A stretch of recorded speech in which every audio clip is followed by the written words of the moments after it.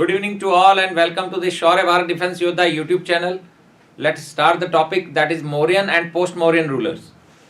Mauryan rulers. First, talk about the Mauryan rulers.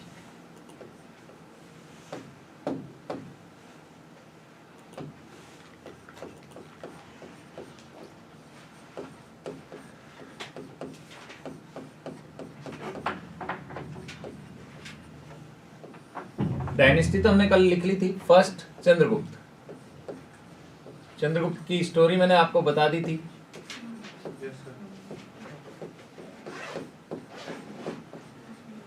Attack कौन करता है चंद्रगुप्त के टाइम में? चंद्रगुप्त के टाइम में अटैक करने वाला होता है सेल्यूकस निकेटर.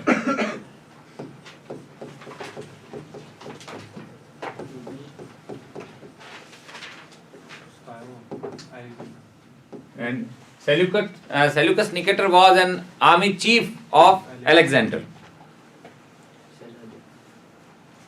सेनापति होता है.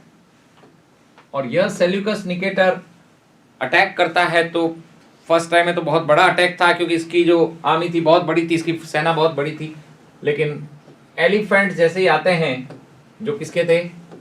चंद्रगुप्त मौर्य के. तो एलिफेंट से आने से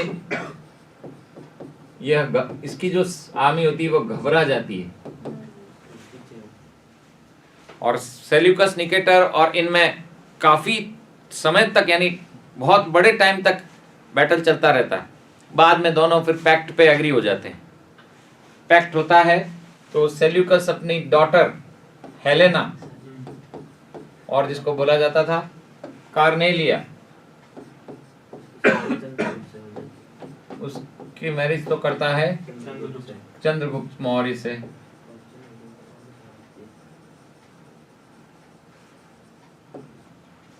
किससे करता है? चंद्रगुप्त मौर्य से. और चंद्रगुप्त मौर्य से एक तो कार्नेलिया की मैरिज भी करता है, प्लस कुछ एडमिनिस्ट्रेटिव जो प्रोविंसेस होते हैं, प्रांत, वह भी चंद्रगुप्त को देता है. और इसके बदले में चंद्रगुप्त उनको 500 एलिफेंट्स देते हैं. और साथ में सेल्यूकस अपना एक बहुत ही इंपॉर्टेंट एम्बेसडर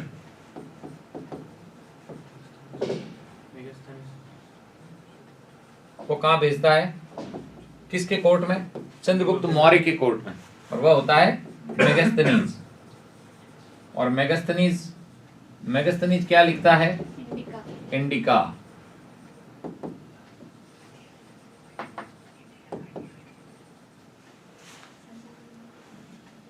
इंडिका में मौर्य एडमिनिस्ट्रेशन यानी मौर्य प्रशासन के बारे में लिखा हुआ है, काफी कुछ सोसाइटी के बारे में लिखा हुआ है.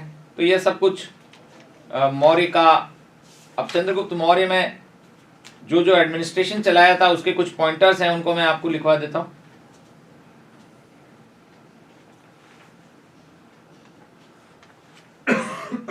सोर्सेज हमने लिख लिए थे सारे. लास्ट का सोर्सेज क्या लिखा था? मुद्रा राक्षस बाय विशाख दत्त, एक ड्रामा, वो लिटरेरी सोर्स में आता है ये सारे. उसके बाद आते हैं Puranas and then Buddhist literature.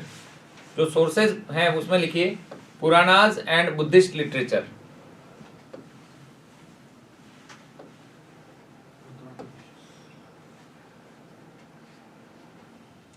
Some Puranas and Buddhist literature.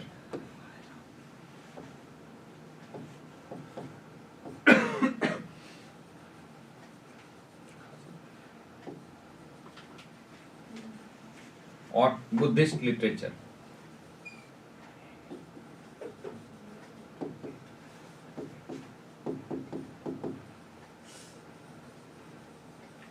Buddhist literature में क्या आता है? बुद्धिस्ट लिटरेचर में आते हैं दीपवंसा, महावंसा. ये नाम मैंने लिखवाए थे. बौद्ध रिलीजन निकालो फटाफट से. दीप वंश और महावंश ये बुद्धिस्ट लिटरेचर में आता है. दीपवंश एंड महावंश. और ये सिलोनीज बुद्धिस्ट लिटरेचर है. सिलोन किसको बोला जाता था? ये सब कुछ पढ़ाया है मैंने. सर ट्यूसडे का जो वीकली टेस्ट होगा उसमें मतलब सिलेबस जो अब तक पढ़ाया है सब कुछ, बुद्धिज्म, जैनिज्म, सब कुछ. ये क्या कहाँ थे सर लास्ट टॉपिक? ये लास्ट टॉपिक जो मंडे को होगा, आज तक मौर्यन रूलर, मतलब मौर्यन रूलर से पहले वाले, मौर्यन रूलर तक, मतलब वो पहले भी क्यों? आएंगे, चंद्रगुप्त मौर्य ये सब। हाँ तो मौर्य में तो ये सब कुछ, वो मुझे पता है। हाँ तो उसके बाद यही है। क्यों महाजनपदास भी तो है। महाजनपदास 4 चैप्टर। मार्क्स लाने हैं अच्छे ट्यूसडे। तो ये दीपवंसा और महावंसा कहाँ के थे? सिलोनीज। सिलोनीज यानी सिलोन किसको कहते थे ये बताइए मुझे, किस रीजन को सिलोन बोला जाता था?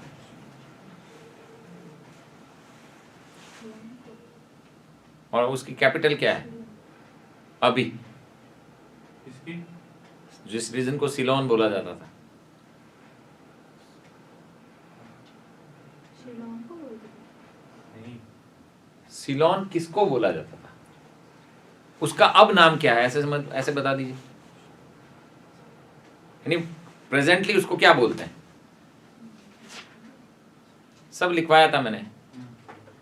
दीपवंश और महावंश जो टेक्स्ट था, बुद्धिस्ट टेक्स्ट, ये कहां से आया था?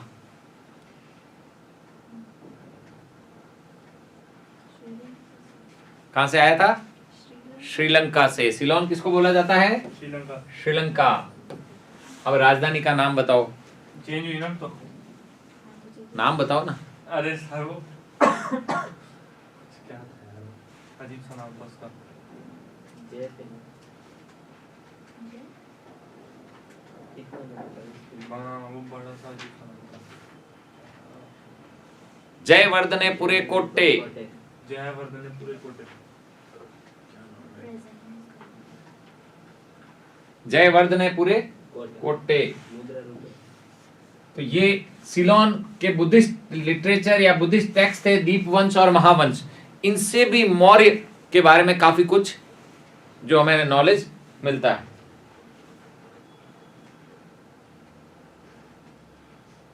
जातकाज, ये भी बताया था मैंने। जातकाज क्या होते हैं? सॉरी,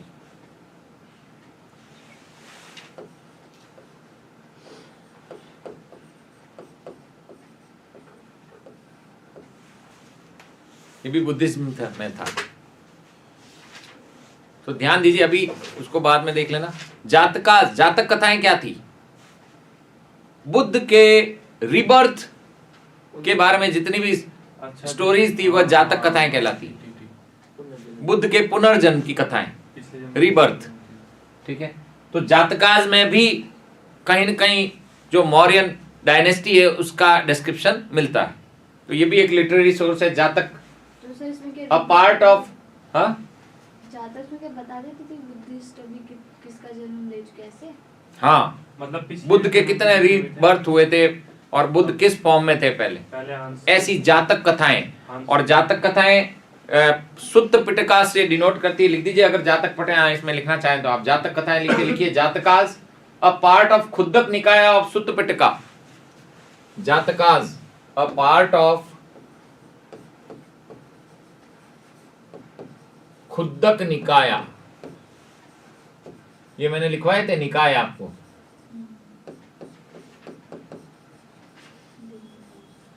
दिग्ग निकाय, मध्यम निकाय, है ना। तो Khudda Nikaya, Khuddaka Nikaya, part of Khuddaka Nikaya of Sutta Pitaka.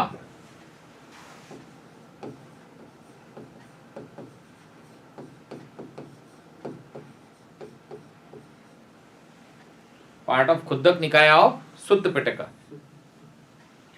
ये है जातक विच डिस्क्राइब्स, इसको कंप्लीट कर लीजिए, विच डिस्क्राइब्स 549 स्टोरीज। ये डेटा भी दिया हुआ है, 549 stories of Buddha's previous birth. कितनी? 549 stories of Buddha's previous birth. उससे रिलेटेड है जातक कथाएं, बुद्ध के पुनर्जन्म की कथाएं। और यह किसके बारे में बताती हैं? लिख लीजिए, इट डिपिक्ट्स और डिस्क्राइब्ड अबाउट सोशियो इकोनॉमिक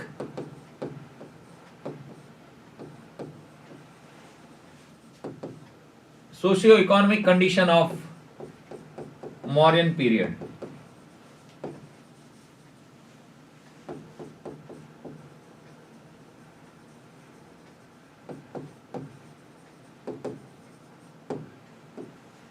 तो सर ये पिछले जन्म जो थे उन्हें याद आए थे गौतम बुद्ध को, मतलब परम ज्ञान के बाद। बिल्कुल। और इसीलिए जो बुद्ध के जो रिमेन्स थे यानी हड्डियों के जो अवशेष थे, ऐश वगैरह, वो करीब 8 जो इंडिया के पार्ट हैं महाजनपद आज, उनमें सभी जगह जा जाकर स्प्रेड किए गए थे। क्यों?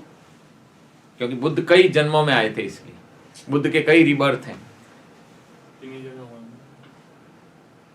इसके कुछ एविडेंसेस भी थे क्या? अरे नहीं, उन्होंने स्तूपास बने हुए हैं ना सारे। नहीं कि यहाँ पे जन्म लिया ही जाएगा कंफर्मेशन। वो तो ऐसा उन्होंने तो बताया था ना, टेक्स्ट मिलते हैं जब वो बस। परम ज्ञान कर रहे थे तब उन्हें अपने आप आने लग गया कुछ था। अवशेष किसी में अंश बने थे, किसी में कुछ। अच्छा, उन्हें बताया था और क्या टेक्स्ट हैं देखिए। दीपवंसा एंड महावंसा। दीपवंसा, वंशा and Mahavamsa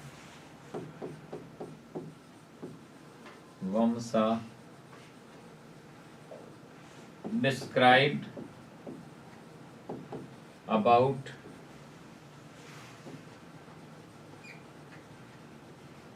spread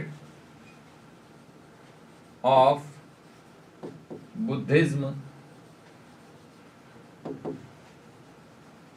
in Sri Lanka by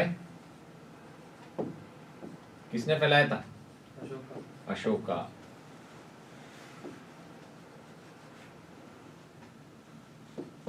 यह भी लिखते हैं, कौन से टेक्स्ट लिखते हैं?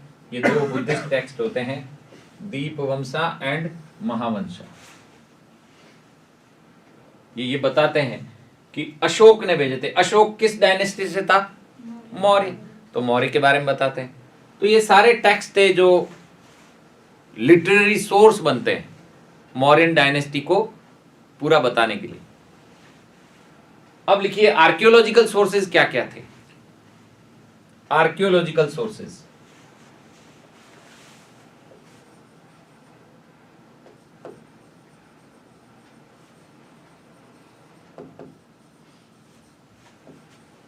तो बहुत बड़े आर्कियोलॉजिकल सोर्सेज में नंबर 1 और जो बेस्ट सोर्सेज है वह क्या है? Rock edict of Ashoka. Ashok के 3 एडिक्ट थे, दैट मीन्स इंस्क्रिप्शंस थे। किस किस पर थे?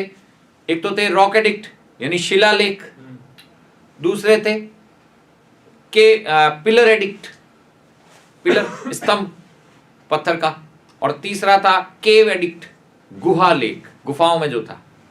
तो ये तीनों आर्कियोलॉजिकल सोर्स बन जाते हैं बेस्ट, जो इस मौर्यन डायनेस्टी के बारे में बहुत कुछ लिखते हैं। फर्स्ट तो यहां पर आ जाएगा inscriptions of Ashoka.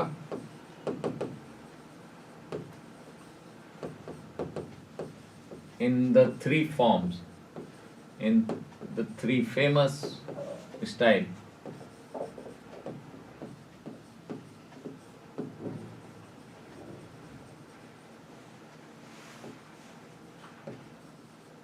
First A rock edict, शिलालेख।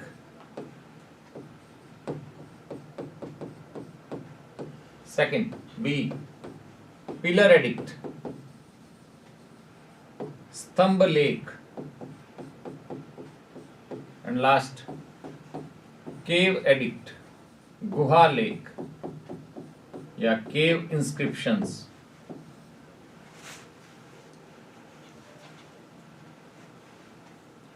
So these are known as Ashokan edicts and inscriptions. Ashoka के अभिलेख। अशोक के अभिलेख 3 प्रकार के थे हिंदी में, शिलालेख, स्तंभ लेख, गुहा लेख। रॉक एडिक्ट कितने थे नंबर? कितने शिलालेख मिले अशोक के? 14।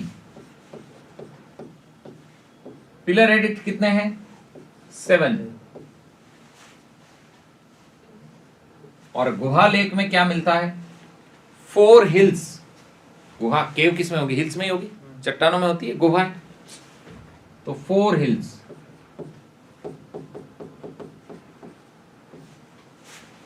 फोर हिल्स कहाँ है? ये बाराबरा हिल्स जो कहते हैं, बाराबर की पहाड़ियां, वहां पर अशोक ने इन चारों हिल्स को, जो उसके एम्पायर का पार्ट थी, उसको उसने डोनेट किया था। किनको? एक कल्ट था जिसको बोला जाता है आजीवक सेक्ट। सेक्ट था, कल्ट तो नहीं कहेंगे, आजीवक सेक्ट। आजीवक सेक्ट के जो मॉन्क थे, जो सन्यासी थे, वो इन पहाड़ियों में रहते थे। ये अशोक ने उनको दान में दी थी।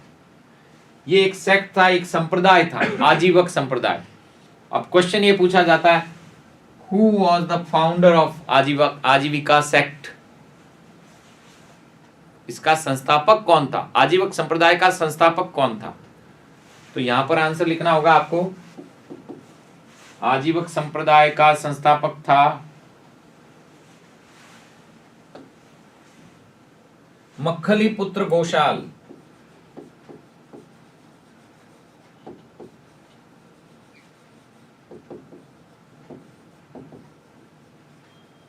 ये पूछा हुआ डायरेक्ट क्वेश्चन है। Who was the founder of this cult or sect? The correct answer is Makkhaliputra Ghoshal. तो ये 4 पहाड़ियां थी जिनका नामकरण भी अशोक ने किया हुआ था। एक कुछ इस तरह से झोंपड़ी, इस तरह से झोंपड़ी, सुदामा, बाराबरा हिल्स में 4 पहाड़ियां थी। अभी मैं बताऊंगा, जब अशोक पढ़ाऊंगा तब लिखवाऊंगा ये वापस। तो ये भी टेक्स्ट है, सॉरी ये एडिक्ट्स है, इंस्क्रिप्शंस हैं, जो क्या बनते हैं, कैसे सोर्स बनते हैं? आर्कियोलॉजिकल। पुरातत्व विभाग में आता है, ये डिपार्टमेंट होता है आर्कियोलॉजी। तो इनसे भी काफी कुछ पता चलता है। इसकी बात करेंगे हम अशोक में, पूरा पढ़ना होगा हमें कौन सा एडिक्ट क्या बताता है, कहाँ है वो एडिक्ट, किस में नीचे नाम अशोक लिखा हुआ है या नहीं लिखा हुआ है। आज भी है, गवर्नमेंट उस पर टिकट भी देती है, लोग उसको देखने जाते हैं। प्रिजर्व कर रखा है अच्छी तरह से, प्रोटेक्शन है ना। आप देखेंगे मास की इंस्क्रिप्शन, मास की इंस्क्रिप्शन आया हुआ है कर्नाटक और आंध्रा के बॉर्डर पर, रायचूर का दोआब बोला जाता है उसे। वहां पहाड़ी पर है, और आप देखना इमेज, बिल्कुल प्रोटेक्ट किया है, केज लगाया हुआ है, और उस पत्थर पे इंस्क्रिप्शन है। वो लैंग्वेज तो हम पढ़ नहीं पाते हैं, क्योंकि स्क्रिप्ट है जो ब्राह्मी स्क्रिप्ट है, अशोकन स्क्रिप्ट जो थी।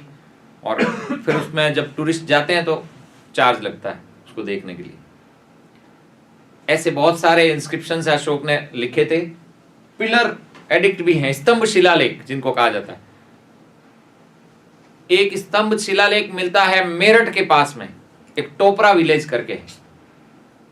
फिरोज शाह तुगलक उसको उठाकर दिल्ली ले आया था। दिल्ली में शिफ्ट किया था। 2 मिलते हैं पिलर एडिक्ट बिहार में, जिसमें रामपुरवा और एक और है जिसके ऊपर पिकॉक बना हुआ है फर्स्ट टाइम। उसी पिकॉक को फिर हमने national bird, Rampurwa Ashokan pillar है उसके ऊपर। एक और बाकी अशोक का और क्या लिया हमने? अशोक स्तंभ, नेशनल एम्बलम। तो ये सब अशोक के हैं जो हमने, हमारे गवर्नमेंट ने इसको एक्सेप्ट किया एज ए नेशनल सिंबल के फॉर्म में। तो ये इंस्क्रिप्शंस जो हैं ये क्या बन जाते हैं? Archaeological sources about Mauryan administration and socio economic condition of Mauryas. Next और क्या सोर्सेज आते हैं? तो मटेरियल रिमेन्स है, जिसमें कॉपर है, वुडन पैलेस है, ये सब आता है। इसमें तो ज्यादा नहीं पूछा जाता। अशोक की बात हम करेंगे थोड़ा बाद में। अब चंद्रगुप्त मौर्य के बारे में, लास्ट जो टाइम पीरियड था चंद्रगुप्त मौर्य का, उसका एक पॉइंट लिख लीजिए। निकेटर अटैक कब करता है? ये एक इंपॉर्टेंट क्वेश्चन था, वो मिस हो गया था, उसको देख लीजिए एक बार। सेल्यूकस निकेटर कब अटैक करता है? इसको लिख लीजिए, इन 305 BCE। ये जरूर याद रखना, ये क्वेश्चन पूछा हुआ है। सेल्यूकस निकेटर अटैक और invade Chandragupta Maurya in the year 305 BCE ईसा पूर्व, 305 ईसा पूर्व।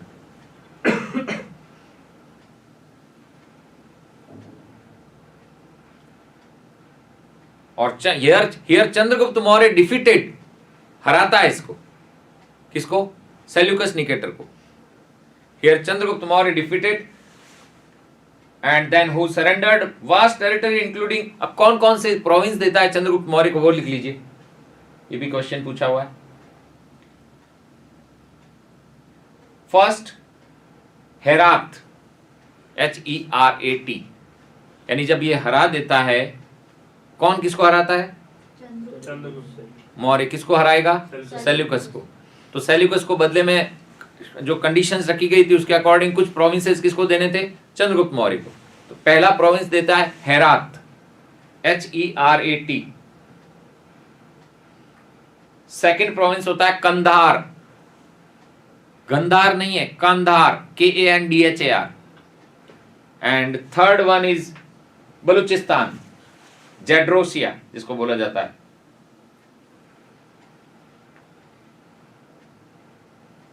And another one in Kabul. And 500 elephants कौन देता है? चंद्रगुप्त देता है उसको। तो ये तो हो गया था। पॉइंट लिख लीजिए। Chandragupta became a Jain and went to Chandragiri hill. Chandragupta became a Jain and went to Chandragiri hill in his old days.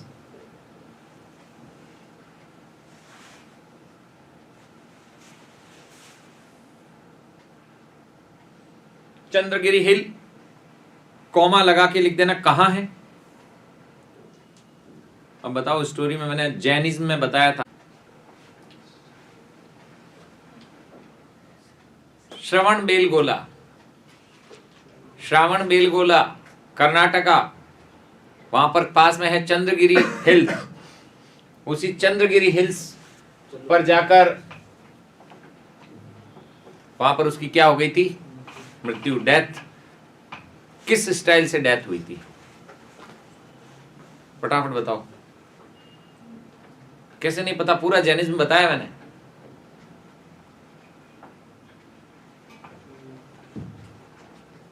बताओ बताओ फटाफट।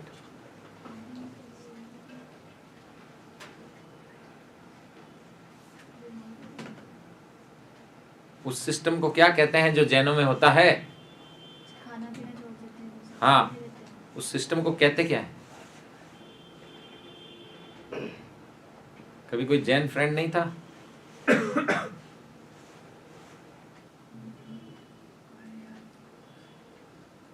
संलेखना सिस्टम, संलेखना सिस्टम।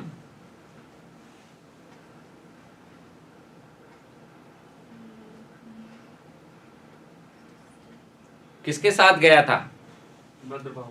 गुड, ये तो चलो याद है। और बाद में वही उसका टीचर बन के उसको जैन धर्म के बारे में बताता है, भद्रबाहु, राइट। और एक और सबसे important point, first time in the reign of this Chandragupta whole the north of India integrated. और वही किसका ड्रीम था? चाणक्य का। वह चाहता था कि ये जो छोटे छोटे कबीले बने हुए जनपदा आ जाए, ये सब क्या हो जाना चाहिए? इंटीग्रेट होना चाहिए। तो लिख लीजिए ये भी point. Under Chandragupta Maurya for the first time, under Chandragupta Maurya for the first time the whole of North India was united. The whole of North India was united.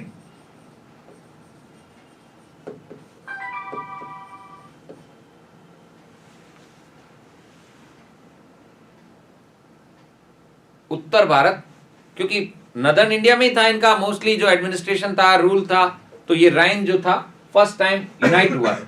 और यही चाणक्य देखना चाहता था। Next heading, Bindusara.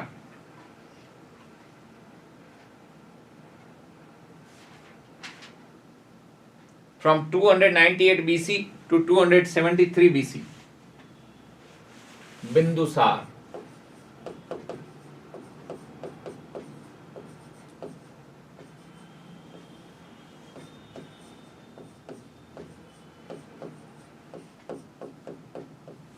293 BC to 273 BC, sorry 73। अब यहाँ अशोक से याद रखना होगा हमें, ये अशोक से ऐसे याद रखना होगा। अशोक जो है वह कलिंग पर अटैक करता है 261 BC में, 261 ईसा पूर्व। 8 इयर्स तक वह किंग बना रहता है।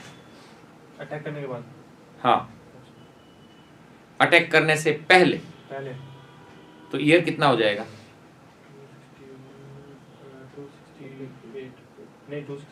269 BCE। तो ये, और उससे 4 इयर्स पहले वह सिविल वॉर में बिजी रहता है, जहां अपने 99 भाइयों को मारता है।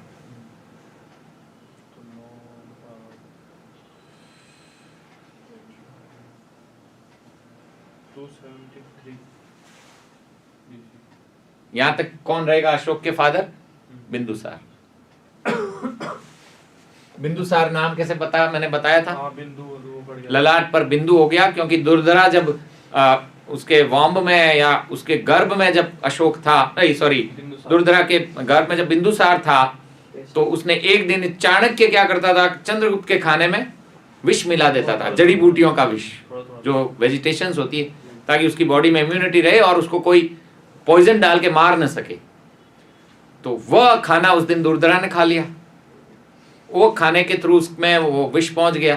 हालांकि वो पॉइजन ऐसा नहीं होता था जिससे बहुत कुछ डेथ जैसा हो जाए, लेकिन उसने अटैक किया उस न्यू बॉर्न पर और उसके ललाट पर क्या बना दिया, एक पॉइंट। इसीलिए उसका नाम क्या रखा गया? बिंदु सौरा। सौरा कहते हैं विष को, बिंदु बन गया उसके यहाँ पर। बिंदुसार में लिख दीजिए, ज्यादा कुछ पॉइंट नहीं है। यहां पूछा क्या जाता है वो लिखिए। He was also known as Amitrochates. अमित्रोचेट्स।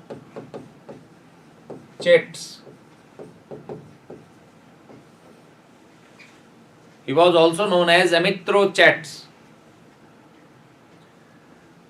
और इसको किससे लिया है? ये ग्रीक वर्ड है। कैसा वर्ड है? This is in Greek. और यदि संस्कृत में इसको बताया जाता है, संस्कृत टेक्स्ट में, तो संस्कृत में इसका मतलब होता है अमित्र घात।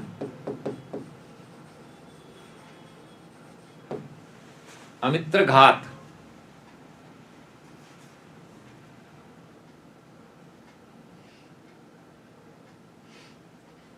अब यहां पर एक और क्वेश्चन बनता है, बस बिंदुसार में ये 2 क्वेश्चन बनते हैं आपके। दूसरा क्वेश्चन बनता है, बिंदुसार का जो फ्रेंड था वह जो एंटीओकस कहते हैं, एंटीओकस जो था वह सीरिया का किंग था। सीरिया कंट्री है ना, है अभी? कहाँ है? कौन सी साइड? कौन सी? सर वो इराक और ईरान की साइड है। Very good. Central Asia, that is minor Asia, near central Asia. Capital? Syria की कैपिटल। राजधानी?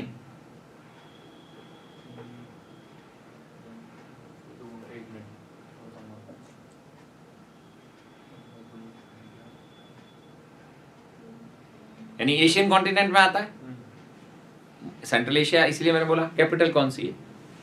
और उसकी कैपिटल बहुत फेमस थी, जो ओल्ड सिटी थी उसमें सबसे ज्यादा मॉडर्न और एडवांस सिटी थी सीरिया की कैपिटल।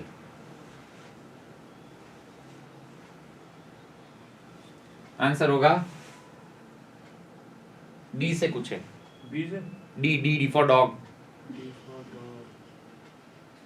फोनेटिक्स में सुनने में प्रॉब्लम होता है। आप अगर फोन पे किसी को अगर कुछ बता रहे हो अल्फाबेट्स, और अगर आप डी बोलोगे तो उसको 100% क्या सुनाई देगा? बी। इसलिए उसको अल्फाबेट को एब्रिविएशन नहीं बोल के पूरा बताना पड़ता है कई बार। नहीं बता। डेमेस्कस, हिंदी में दमिश्क कहते हैं। तो सीरिया का जो किंग था, सीरियन किंग,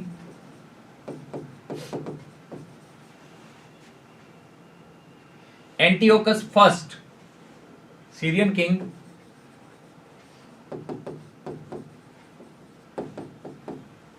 ये इसका फ्रेंड था। सीरियन एंटीओकस फर्स्ट से इसने 3 चीजें मांगी थी। कितने ऑब्जेक्ट्स की डिमांड की थी? 3। वो 3 चीजें क्या क्या थी? एक तो इसने कहा था कि जिस तरह से चंद्रगुप्त के कोर्ट में कौन आया था एम्बेसडर बन के, मैगस्थनीज आया, वैसे वैसे एक फिलोसोफर या एम्बेसडर को भेजो फर्स्ट, ठीक है। तो इसने क्या क्या मांगा देखिए, सम स्वीट वाइन, फर्स्ट क्या मांगा, क्योंकि वहां की फेमस चीजें होती थी, स्वीट वाइन,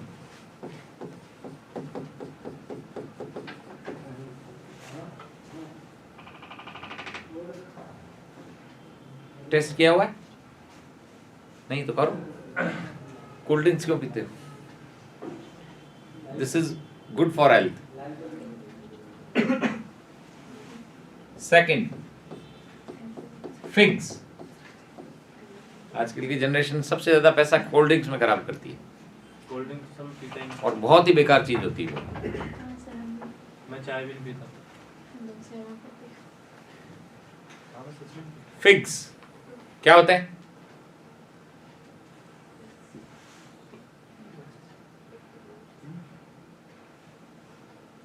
ड्राई फ्रूट है।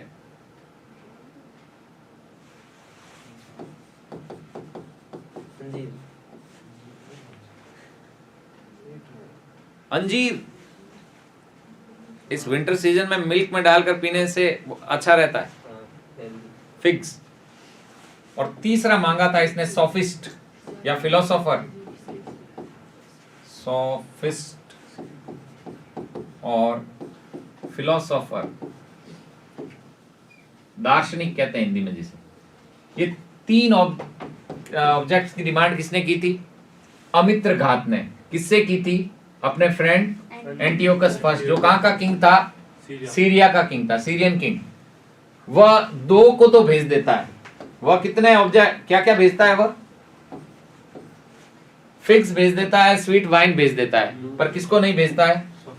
सोफिस्ट और फिलोसोफर को या दार्शनिक को नहीं भेजता है।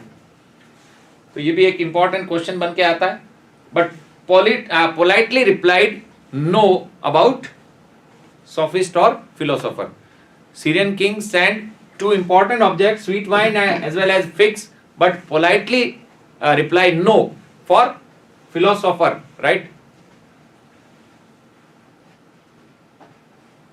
बिंदुसारा पैट्रोनाइज्ड आजीविकाज। अब देखिए बिंदुसार ने किस धर्म को संरक्षण दिया था, किसको पैट्रोनाइज किया, किसके पैटर्न बने थे? तो ना तो जैन ना बौद्ध, आजीविकाज। अभी लिखवाया था मैंने आजीविकाज। कौन थे फाउंडर बताओ, देखिए कितना नाम याद रहा, अभी लिखवाया था मैंने।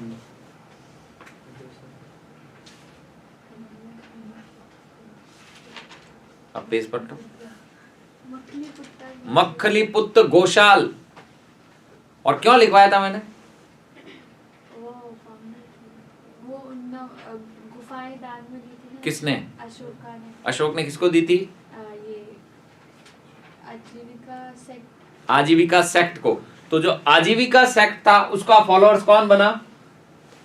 बिंदुसार। बिंदुसार। तो लिख लीजिए, बिंदुसार पैट्रोनाइज द आजीविका सेक्ट।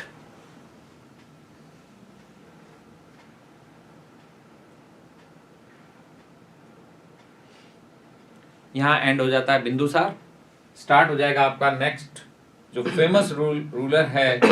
वो बहुत लंबा चलता है, उसमें से क्वेश्चन भी बहुत ज्यादा पूछे जाते हैं, और वह है अशोका। तो हेडिंग लगा देते हैं, अशोक द ग्रेट।